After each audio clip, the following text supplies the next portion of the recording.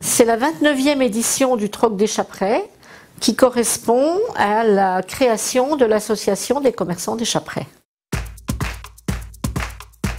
Ce n'est ouvert normalement qu'aux particuliers. Nous ne prenons pas les professionnels, nous n'avons pas maîtrise de... Il y a d'autres manifestations sur la ville qui acceptent les professionnels, telle la brocante à Micropolis ou choses comme ça.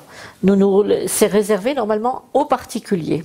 On l'appelle justement troc depuis l'origine parce que quand ils avaient lancé la première opération du troc, c'était effectivement un petit peu des systèmes de bourse d'échange, qui était un vrai troc.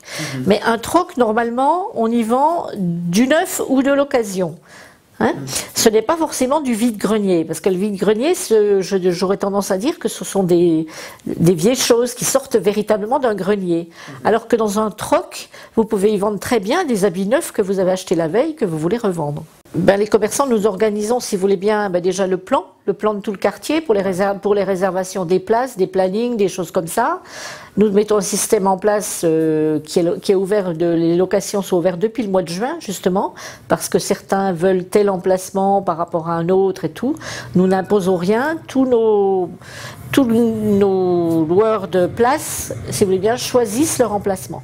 Cette année, notamment, il y a un petit plus, puisque depuis 3 ans, nous n'avions plus la rue des Chaprais, puisque, à cause des travaux du tram, cette année, nous la récupérons dans le circuit pour y organiser. Donc cette année, j'estime qu'elle aura un petit plus, puisque le tram arrivant à la place Flore, les personnes qui viendraient en tram se trouveront, je dirais, très rapidement dans le circuit où les troqueurs sont exposés. Nous avons encore cette année un concert de jazz qui va effectivement se balader, qui va être un petit peu sur le podium que l'on installe place de la Liberté, mais qui va toute la journée un petit peu naviguer sur le circuit. Nous avons aussi des manifestations pour enfants, des animations, un sculpteur de ballons gonflables.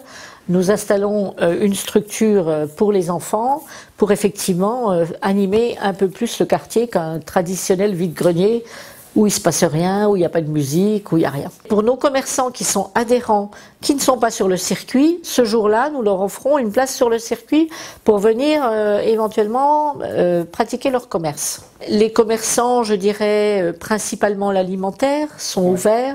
D'autres vont rester ouverts, je dirais, tels la presse, le bureau de tabac, le coiffeur, un coiffeur qui fait partie de l'association ouvre ce jour-là. Notre association a pris quand même de l'ampleur et effectivement, ces 3 dernières années, nous avons beaucoup de nouveaux adhérents qui sont venus nous rejoindre parce que nous sommes un peu plus investis dans les manifestations que nous organisions et effectivement, ils sentent un besoin par rapport à ça. Il faut arriver à fédérer nos commerçants pour pouvoir arriver à faire des opérations qui soient favorables à la clientèle et appréciées de la clientèle.